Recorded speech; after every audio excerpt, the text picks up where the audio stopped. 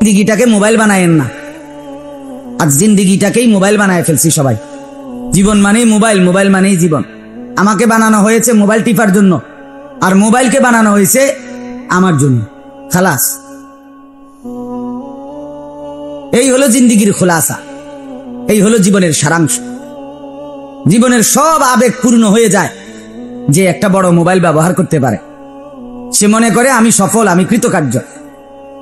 আমার জীবনের আর কোনো চাওয়া পাওয়া নাই, কারণ একটার ভিতরেই সব চাওয়া আছে। এজন্য দয়া করে জীবনটাকে মোবাইল বানায়েন। জীবনটা তামাশা না। আমরা যে যাই মনে করি, নিজেকে যত বুদ্ধিমানই মনে করি, আল্লাহর কোরআন, রাসূলুল্লাহ সাল্লাল্লাহু আলাইহি ওয়াসাল্লামের সুন্নাহ, দ্বীন ও ঈমানের উপরে বাস্তব আমল সশরীরে, এটা যদি না হয়, আসলে যত বুদ্ধি, যত ফন্দি, যত কৌশল, যত বিবৃতি, যত কিছুই করেন দেখান, শেষ পর্যন্ত মৃত্যুর পরে কিছুই লাভ হবে না। লাভ হবে বিশুদ্ধ ঈমান, বিশুদ্ধ আমল। ऐसे रहे या वैसे रहे, वहां देखना फिर कैसे रहे।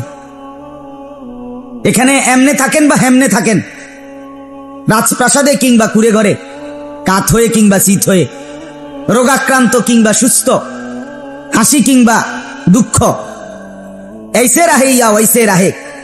দুনিয়াতে এভাবে থাকেন বা ওইভাবে থাকেন, সুখে কিংবা দুঃখে, वहां देखना फिर कैसे रहे। দেখার বিষয় হলো আখিরাতে, হাসরের মাঠে, পরকালে সেই জীবন কিভাবে থাকবেন, সেটা হলো দেখার বিষয়। সেটা হলো দেখার বিষয়। এখানে নিজেকে চালাক মনে করার কোনো লাভ নাই। এখানের হাসি ক্ষণিকের, এখানের কান্নাও ক্ষণিকের। এই যে বৃষ্টি ছিল, বন্ধ হয়ে গেছে, আবার হবে, আবার বন্ধ হবে। এখানে হাসে, আবার কাঁদে। এখানে রোদ উঠে, আবার বৃষ্টি নামে। এখানে আলো ফুটে, আবার অন্ধকারে ঢেকে যায়। এখানে রাত আসে, আবার দিন আসে। এজন্য এখানের কোনো কিছুই না হাসি স্থায়ী, না কান্না স্থায়ী।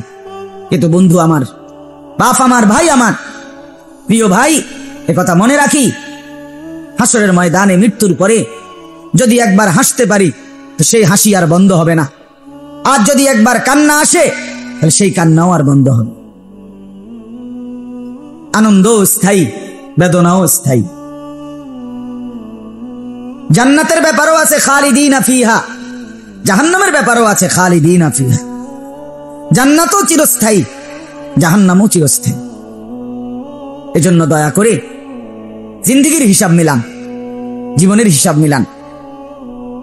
সারাক্ষণ শুধু উঠতে বসতে, পাঞ্জাবিওয়ালা শার্টওয়ালা, টুপিওয়ালা টুপি ছাড়া সবাই মিলে জিন্দেগিটা মোবাইলের উপরে দিয়ে দিলেন। আফসোসের ব্যাপার, আফসোসের ব্যাপার, আফসোসের ব্যাপার বন্ধু, আফসোসের ব্যাপার, আফসোসের ব্যাপার। সবাই জীবনের সফলতা খুঁজতেছেন, কামিয়াবি খুঁজতেছেন মোবাইলের পরিচিতির মাধ্যমে। আল্লাহ আমাকেও মাফ করেন, আপনাদেরকেও মাফ করেন। আখিরাতের ফিকির কে করবে? পরকালের ফিকির কে করবে? কোরআনুল কারীমের মধ্যে আল্লাহ তাআলা ইরশাদ করেন, ইয়ালামুনা যাহিরাম মিনাল হায়াতিদ দুনিয়া ওয়া হুম আনিল আখিরাতি হুম গাফিলুন। আল্লাহ তাআলা বলেন, বান্দা, আহা, তুমি দেখছি দুনিয়ার জীবনের বাহ্যিক দিক, বাহিরের অংশটা দুনিয়ার, এটা তো খুব বুঝতেছো, শিখতেছো, জানতেছো। ওয়া হুম আনিল আখিরাতি হুম গাফিলুন। কিন্তু আমার বান্দা, তুমি তো আখিরাতের ব্যাপারে একদম গাফিল হয়ে আছো।